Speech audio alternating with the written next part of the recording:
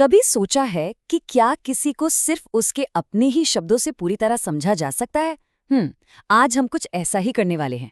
हमारे पास है एक, कह सकते हैं, एक तोते की आत्मकथा, और हम उसी के जरिए ये जानने की कोशिश करेंगे कि वो असल में है कौन। वो कहता है, मिट्ठू मिट्ठू मैं तोता। बस यहीं से शुरुआत होती है। तो सवाल ये है कि आखिर एक तोता होना होता क्या है? खुद तोते के हिसाब से ये सिर्फ दो शब्द नहीं हैं, ये तो उसकी पूरी दुनिया का दरवाजा है। तो चलिए शुरू करते हैं। सबसे पहली चीज जो वो हमें बताता है वो है उसका नाम और उसकी पहचान, मतलब सबसे बुनियादी बात। देखिए, कोई ड्रामा नहीं, कोई लंबी चौड़ी बात नहीं, बिल्कुल सीधी और साफ बात। मैं तोता हूँ। ये है हमारी पूरी पड़ताल का शुरुआती पत्थर। यहीं से सब कुछ खुलेगा। अच्छा, तो पहचान तो बता दी। अब आगे बढ़ते हैं और देखते हैं कि वो खुद को कैसे देखता है, मतलब वो दिखता कैसा है। और यहाँ देखिए, रंगों का खेल। एक तरफ चमकीला हरा रंग और दूसरी तरफ चटक लाल चोंच। मतलब वो खुद अपनी पहचान के लिए इन दो रंगों का इस्तेमाल कर रहा है। हरे रंग का मैं और लाल रंग की मेरी चोंच। कमाल का कॉम्बिनेशन है, नहीं? और हाँ, एक चीज जो बार बार आती है, उसकी आवाज, मिट्ठू मिट्ठू।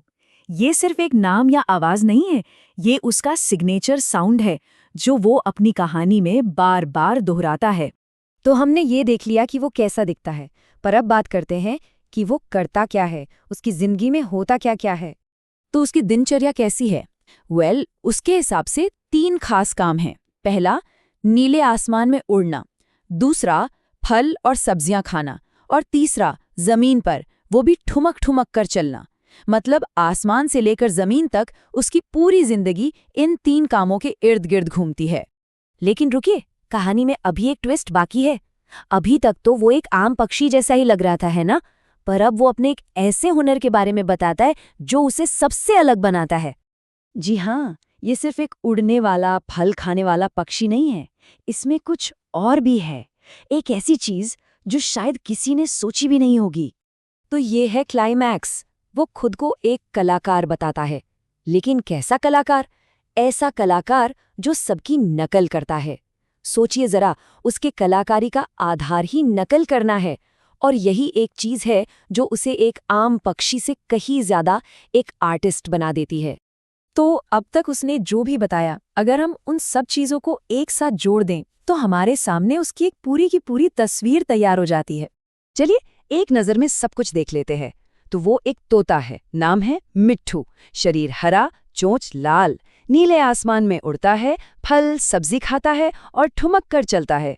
और सबसे बड़ी बात, वो एक कलाकार है जो सबकी नकल करता है। ये है उसका पूरा बायोडेटा, उसी की जुबानी। और यहीं पर ये पूरी कहानी एक बहुत ही गहरे सवाल पर आके रुक जाती है।